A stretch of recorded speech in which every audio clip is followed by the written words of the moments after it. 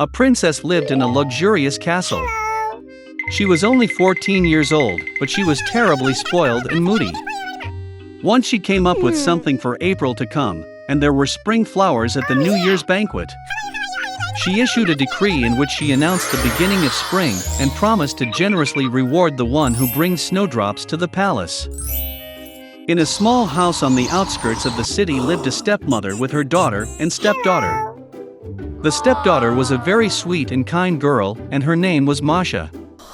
The stepmother and daughter were very lazy and angry, and they hurt the poor girl in every possible way. They really wanted to receive the reward promised by the princess, but they could not think of where to get the snowdrops in winter. The old woman decided to send Masha to the forest to bring them spring flowers. The stepdaughter began to beg her stepmother to take pity on her, because it was dark and cold outside. And what kind of snowdrops can there be in winter? But the greedy old woman did not want to hear anything. She gave a larger basket and drove Masha out the door. The frozen girl was very scared in a dark forest. Suddenly, in the distance, she saw a light. She was delighted and went to meet him. It turned out that it was a large blazing fire, and 12 people were warming themselves around it. Plucking up her courage, the girl approached them and told them that the evil stepmother made her go into the forest and collect snowdrops. It turned out that it was 12 months. The brothers felt sorry for Masha, and they decided to help her. Brother April chanted a spell, and suddenly spring came in the forest and in the clearing. The snow melted, green grass appeared, snowdrops blossomed. The girl began to collect flowers and soon filled a large basket with them. Young April liked her very much, and he gave her a magic ring. If trouble happens, he must be thrown to the ground, a spell cast, and all 12 months will come to the rescue. Masha thanked them and went home. When the girl brought the snowdrops home, the stepmother and daughter were very surprised at this.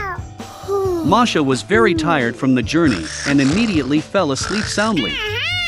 Her half-sister suspected something was wrong. While the girl was sleeping, she found her magic ring and took it to herself. After waking up, the stepdaughter discovered the loss. She began to beg to return the ring, but her stepmother and daughter did not want to hear anything. Taking a basket of snowdrops, they hurried to the royal palace. In the palace there was a magnificently decorated New Year tree. But the upcoming celebration did not please the capricious princess at all. And only when the stepmother and daughter brought her a whole basket of snowdrops, the princess changed her anger to mercy. The stepmother could not clearly answer where the flowers came from, and she had to admit that her stepdaughter had collected them. The princess immediately decided to go to the meadow with snowdrops. On the way, she looked to poor Masha, so that she would show her the place where she picked flowers. The girl said she would show it, but only if the ring was returned to her. From such insolence, the princess was angry and threw away the ring. But the stepdaughter managed to cast a spell. Immediately a strong wind rose, thunder rumbled, foliage fell, and snow began to fall. Old Man January appeared before them. He invited everyone to make one wish. Out of fear, the princess wished to be in the palace as soon as possible. Masha made a wish that everything would return to its place in due time, winter in winter, summer in summer.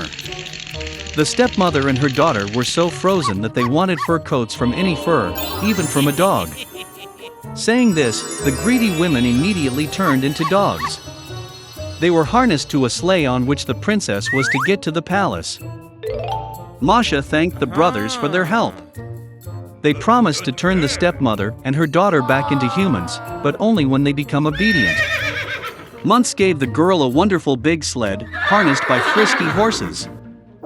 Seeing them, the princess asked for a ride to the palace.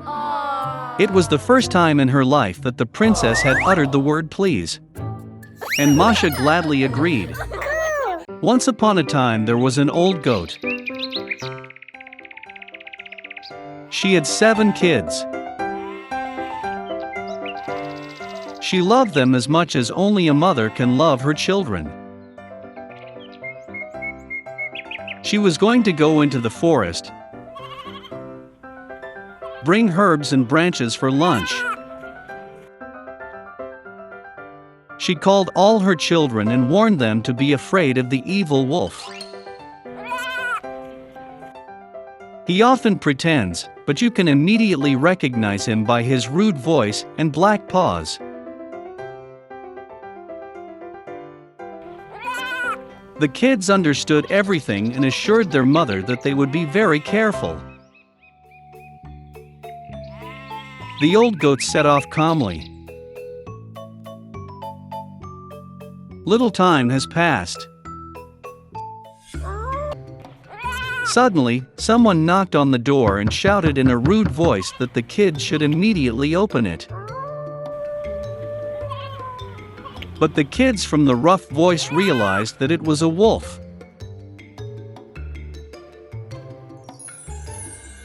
They answered that it was not Mother's voice.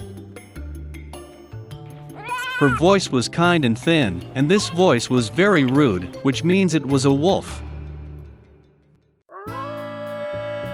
Then the wolf went to the merchant and bought himself a large piece of chalk. He ate it, and his voice became thin.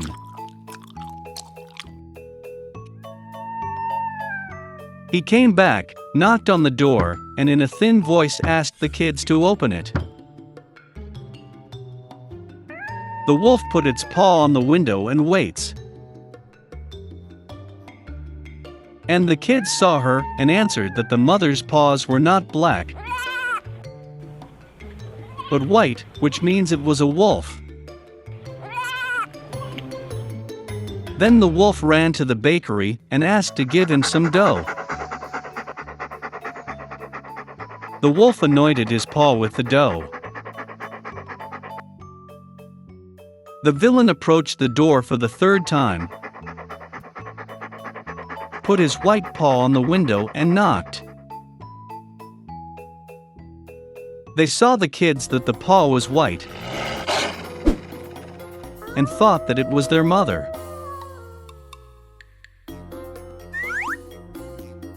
They opened the door, but there was a wolf in front of them. They got scared and began to scatter in all directions. One kid jumped under the table, another on the bed, the third on the stove, the fourth into the kitchen,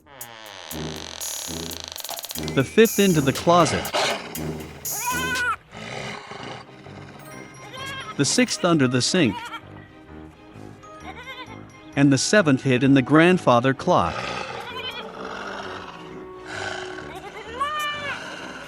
But the wolf found them all,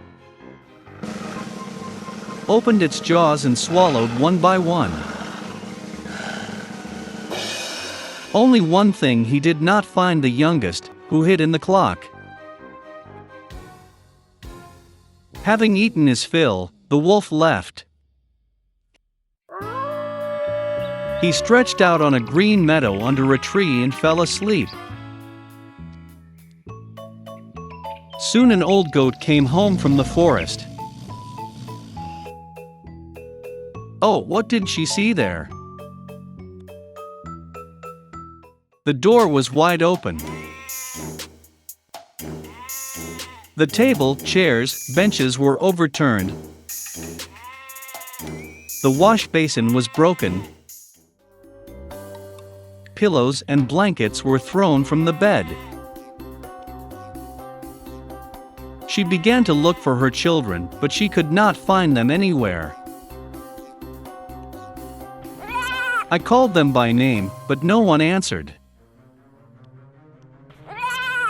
She went up to the clock, and in response there was a thin voice of the youngest kid. She took him out of there, and he said that a wolf came and ate everyone. How the goat cried for her poor children.